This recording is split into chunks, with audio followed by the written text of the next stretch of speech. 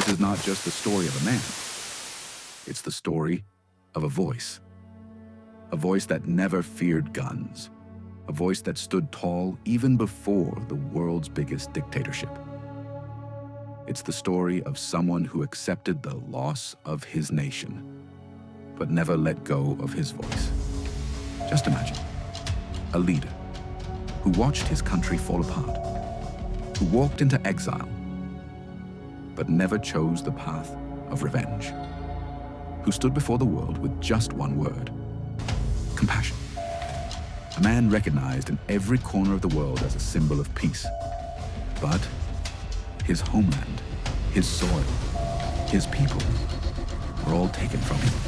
He never picked up a weapon, yet a powerful nation like China tried to silence his voice. But he never stopped, never bowed, because he became the voice for those who had none, the voice for the voiceless. Hello friends, welcome to the Book Bloom. Today we're diving into a book that blends politics, pain, and peace. Voice for the Voiceless by His Holiness, the 14th Dalai Lama. Chapter 1. The Divine Child. In 1935, in Taktsa, Amdo, a tiny village in Tibet, a calm, innocent child was born into a humble family. His name, Lamo Thondop.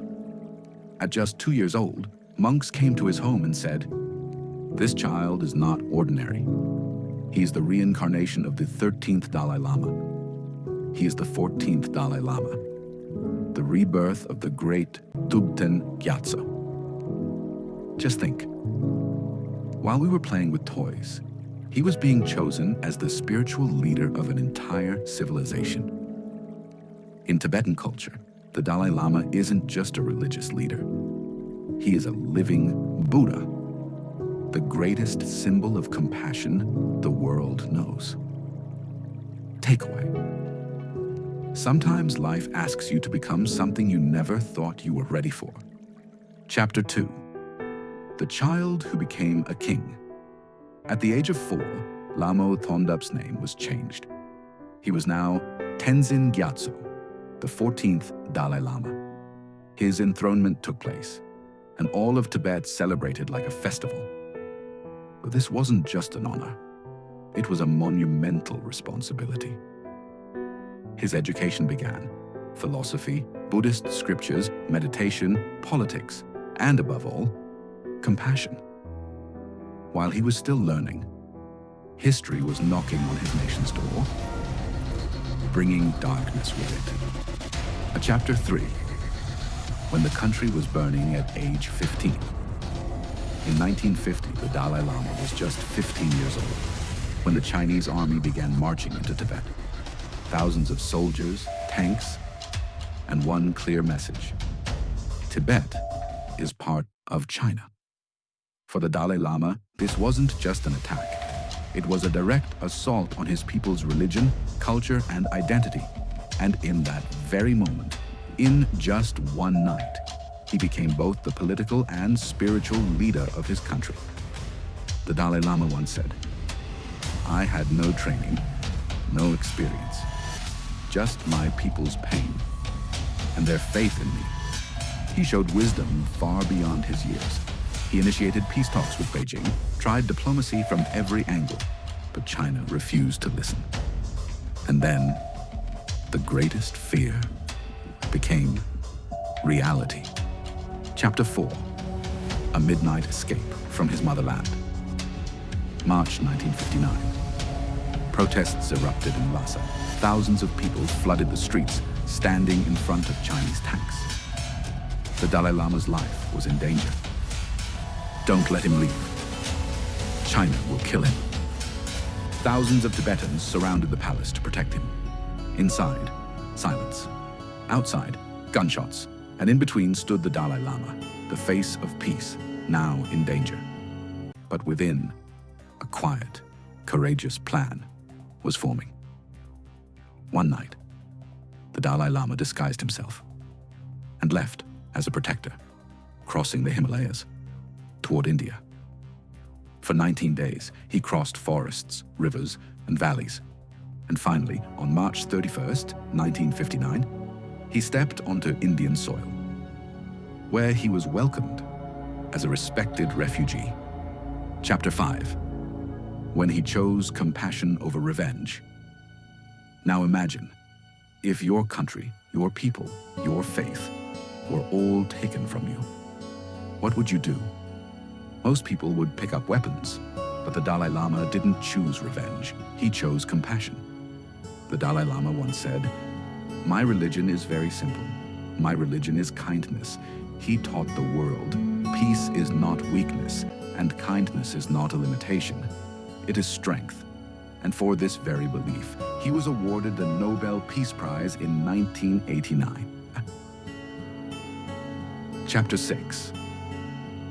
When even his name was erased, the Dalai Lama became the voice of Tibet across the world, spreading his message of peace on every global stage. But China struck back in a way that still echoes as a warning to the world today. His name was wiped from Chinese search engines, his images banned across China, his very existence digitally erased. On one side, the world was honoring him with a Nobel Peace Prize. On the other, China was trying to erase even his name. But the Dalai Lama never went silent. He raised his voice for Tibet at the United Nations. He spoke at every forum, met world leaders from Obama to Pope Francis, and addressed youth summits, UN conferences, and spiritual gatherings alike.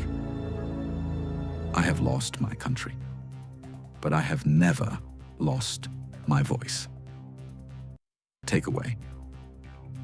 To speak the truth, you don't need a loud voice. You just need the courage to mean it. Chapter 7. A message for the next generation. The Dalai Lama says, "This world doesn't need more successful people. It needs more kind hearts, more patient ears, and more peaceful warriors." This book is a document for every voice that has ever been silenced, for women, refugees, minorities, for those the world still refuses to hear. In today's world where everyone is running, this book teaches us to listen before you speak, understand before you fight, endure before you break. His final message is simple and powerful. Don't chase status, seek peace. Don't change the world with ego, change it with empathy. And above all, never silence someone's voice. Final reflection. A voice that never went silent. The Dalai Lama's journey is a reminder. When the world threatens you with fear, answer with courage, not violence. When the world tries to silence you, become a voice for yourself and for every soul who cannot speak. Because when one person speaks, they tell a story. But when you become a voice, you write the story of humanity. So now the question is, will you just be a listener, or will you be the voice? Tell us in the comments, who would you be a voice for? If this story touched your heart, don't forget to like and subscribe to The Book Bloom. Every week, one book, one life-changing idea. Until next time, live with compassion, speak with courage,